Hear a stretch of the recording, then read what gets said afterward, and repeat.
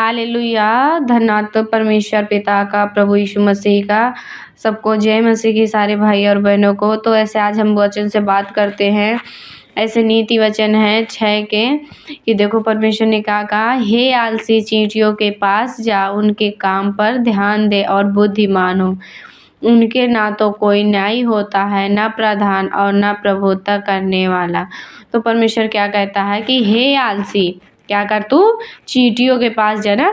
कि जैसे हम प्रार्थना करने में आलस करते हैं कि नहीं, या हम प्रभु के भवन जाने में, या हम संगति जाने में, चर्च जाने में क्या करते हैं, आलस। तो अब परमेश्वर क्या कहता है कि हे आलसी, क्या कर, चींटियों के पास जा। क्योंकि देखो, और संसार में क्या होता है ना कि छोटी छोटी बातों पे लड़ाई झगड़े होते हैं, न्याय। तो परमेश्वर कहता है ना कि देखो चींटी, उनका क्या होता, कोई न्याय नहीं होता है। वो खुद की एक रोटी भी में देखो कितनी सारी चींटियां खाती हैं।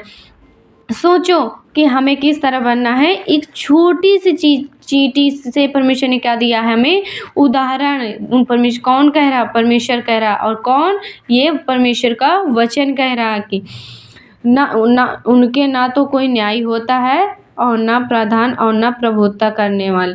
तो भी वे अपना आहार धूप काल में संचय करती हैं और कटनी के समय अपनी भोजन वस्तु बटोरती हैं। तो क्या होता है कि देखो चींटी भी होती है ना, तो जब देखोगे छोटे छोटे कहीं भी आप देखोगे तो क्या, एक चींटी होगी तो छोटा सा चीज़ लेके जाएगी।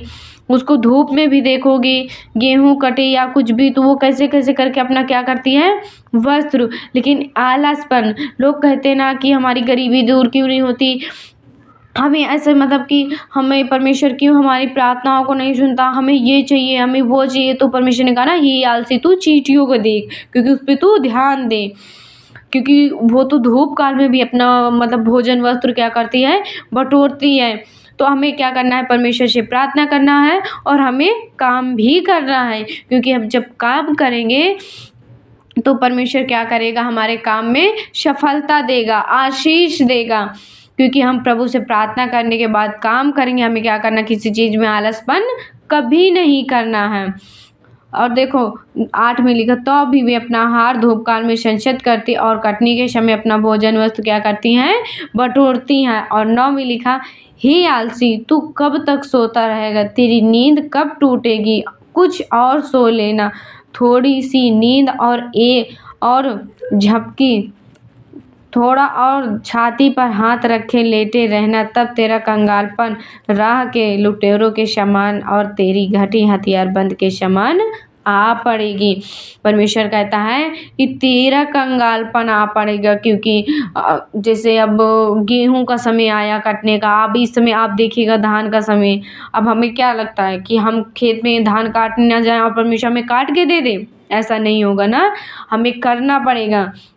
क्यों, जब हम काटेंगे और उसको बोएंगे, उसको जब लगाएंगे, गेहूं धान को बोए हैं, उसमें पानी खाद सब कुछ डाले लगाए हैं, तब क्या हुआ, वो उत्पन्न। अगर हम उसको ना काटेंगे तो क्या, वो खराब हो जाएगा और फिर हमें क्या होगा, भूखे भी रहना पड़ेगा। तो हमें क्या करना चाहिए, काम में हमें आलस नहीं करनी चाहिए। और प्रभु के भी काम में कभी हमें क्या करना चाहिए, आलस नहीं करना चाहिए।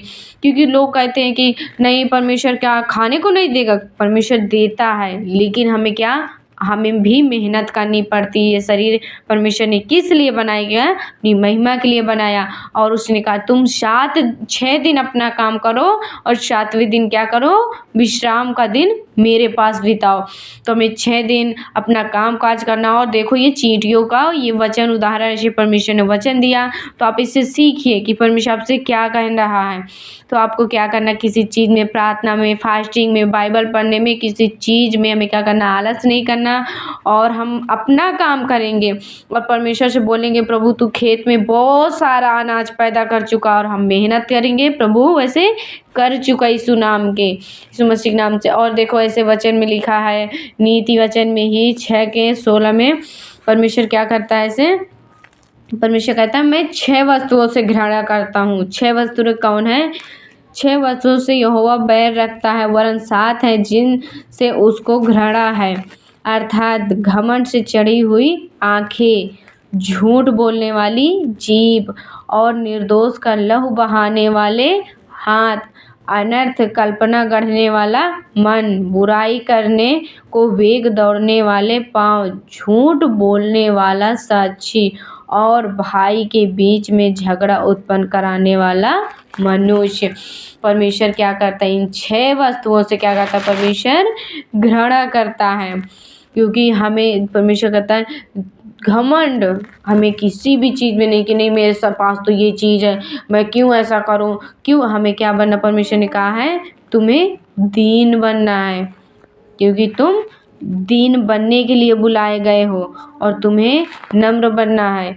तो परमेश्वर का हम धन्यवाद करते हैं इन्हीं वचनों से। देखो, क्योंकि हमें घमंड नहीं करना है कभी, हमें दीन, नम्र, संयम, और हमें क्या करना है, किसी की भी हमें बुराई नहीं करना, हमें चाई चुगली निंदा नहीं करना कि नहीं हमने उसकी बात सुनी उससे कह दी जाके, या हमने मतलब कि उसने हमसे बताया कि ये बात नहीं करना और हम जाके क्या करते हैं, बुराई करते। तो क्या हुआ, परमेश्वर उससे क्या करता है, घृणा करता है।